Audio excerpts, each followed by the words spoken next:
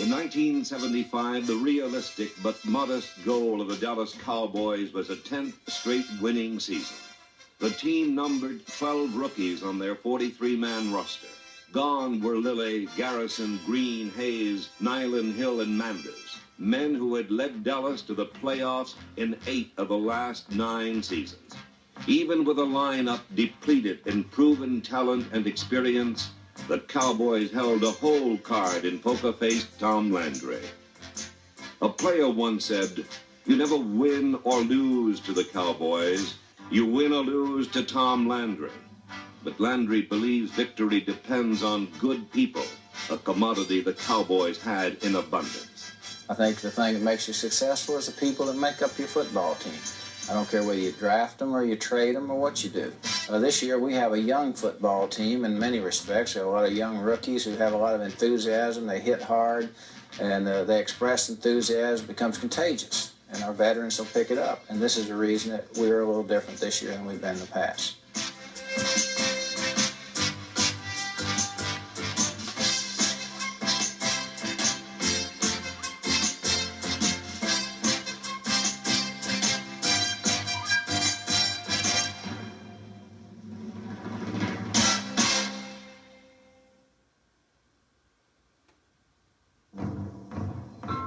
The young Cowboys desperately needed a few early season victories to gain their sea legs for the championship chase. Game 1 pitted them against the Rams, a team that was like an old dog trying to keep up with a pack of pups. And if you're chasing cars or championships, it's a good way to get run over.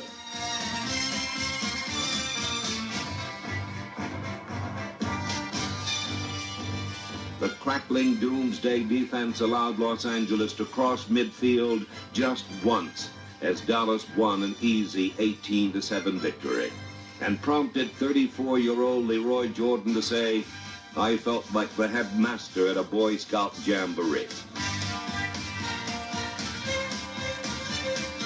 To combat inexperience, Tom Landry devised the unexpected for the unsuspecting St. Louis Cardinals in the second week. A 97-yard touchdown by rookie linebacker Thomas Henderson spurred Dallas to a 37-31 triumph.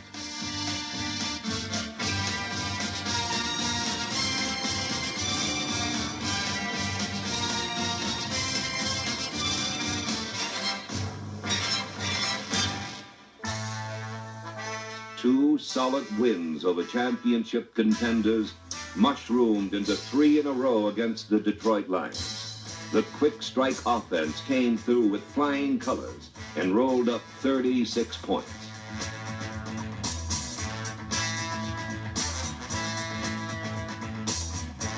The big hit doomsday defense ran relays into the Detroit backfield and sacked Lion quarterbacks an incredible 11 times.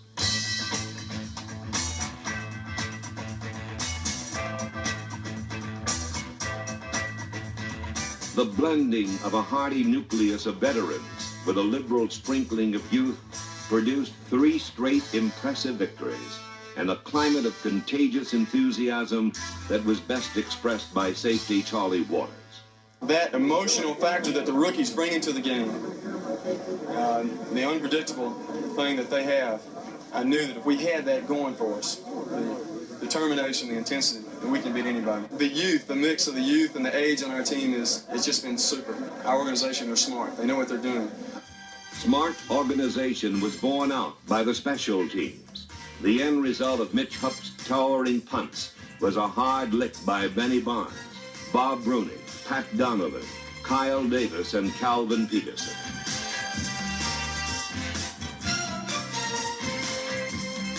For some, the unit was a stepping stone before graduate work with the front line defense. The Cowboys used situation substitutions, a strategy that shuttled in fresh legs and took advantage of #1 draft choice Randy White's ability to rush the passer. Disguised at linebacker, tackle, or end in the complex scheme of the doomsday defense, White became a bruising component in the NFC's third-ranked defense.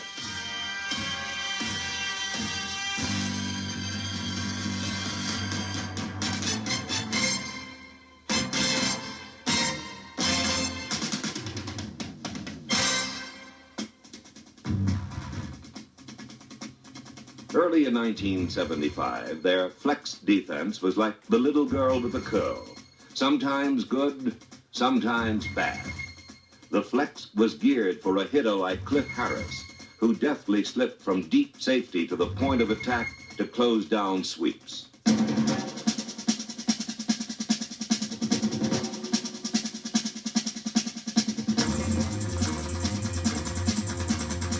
On the line, number 75, Jethro Pugh assumed the leadership burden from Bob Lilly.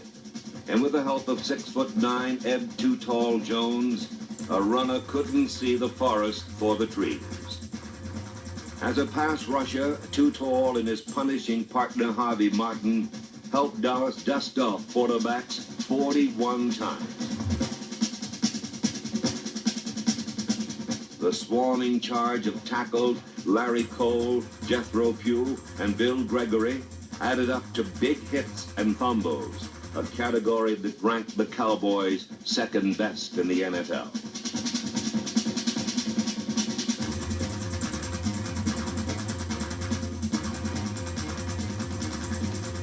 Rookie Randy Hughes, number 42, had a nose for the ball.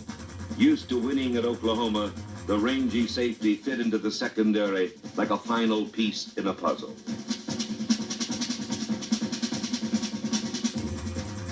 By the end of 1975, Doomsday gained an All-Pro in Cliff Harris and lost its Jekyll and Hyde style. One thing it retained was enthusiasm, a trait dear to the heart of Leroy Jordan.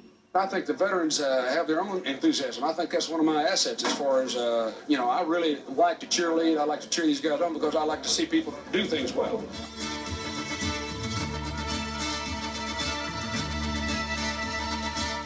The zest for the game spilled over from veterans D.D. Lewis, Mel Renfro, Mark Washington, and Dave Edwards to the rookies and to place kicker Tony Frisch. There was a common bond, a common cause.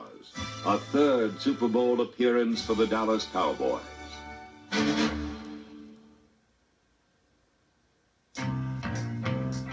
What Dallas gained in spirit was thought to be offset by a void at running back. But even here, there was a musketeer feeling of all for one and one for all. Gone was Calvin Hill's 1,000 yards, but Robert Newhouse added 930 yards of his own. Newhouse's partner was acquired for not even the waiver price just 2 days before the first game. But in Preston Pearson, the Cowboys found the key that unlocked the season.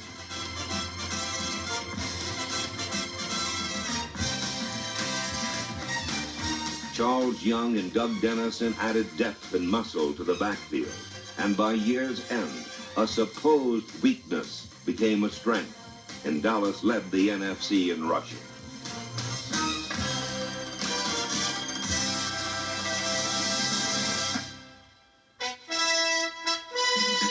Quarterback Roger Staubach was the hub around which everything and everybody revolved. Roger's reckless style made him a high-risk quarterback, someone who sacrificed his body for 6 points. Realizing that a severe injury to Staubach would rob their chances for the playoffs, the imaginative Landry reincarnated a formation that made Roger less vulnerable to the pass rush. Used part of a season by the 49ers over a decade ago, the shotgun became a staple in the Cowboy attack. The formation gave Staubach an excellent sight line into the secondary and afforded him a precious extra second to size up the defense and seize the opportunity to pass or run.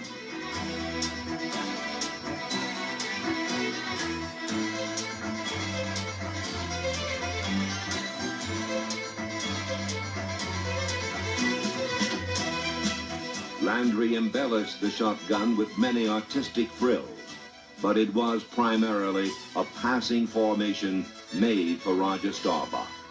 The biggest advantage of the shotgun is getting back deep in a shorter period of time and the ability to see defenses for a longer period of time. You put more burden on the rush. You're back deeper, and the other thing is for a quarterback, as far as myself, more mobility. I can move around more because I'm back there quicker. Under-the-gun Starbuck's pinpoint passing enabled him to complete 57% of his passes. And in his greatest season, the Dallas Cowboys gained the most yards in the NFC.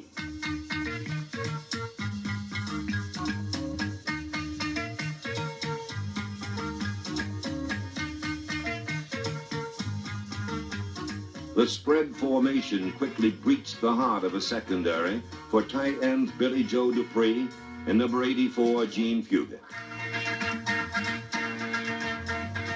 Fugit's versatility made him a valuable swing man who also played wide receiver, a position with little depth but big explosion. Number 83, Golden Richards, was the fastest Cowboy, a quarter horse whose speed opened up the field and drew double coverage away from the patterned precision of Drew Pearson, the team's leading receiver.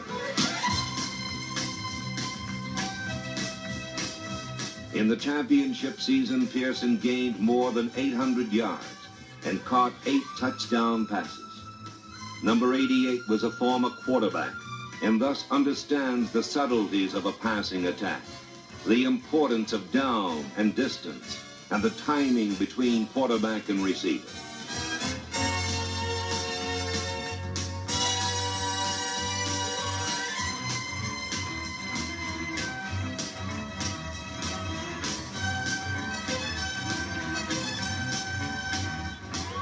While Pearson probed and poked at defenses like a good counterpuncher, Golden Richards averaged more than 21 yards a catch and had the ability to stretch and snap secondaries at their limits.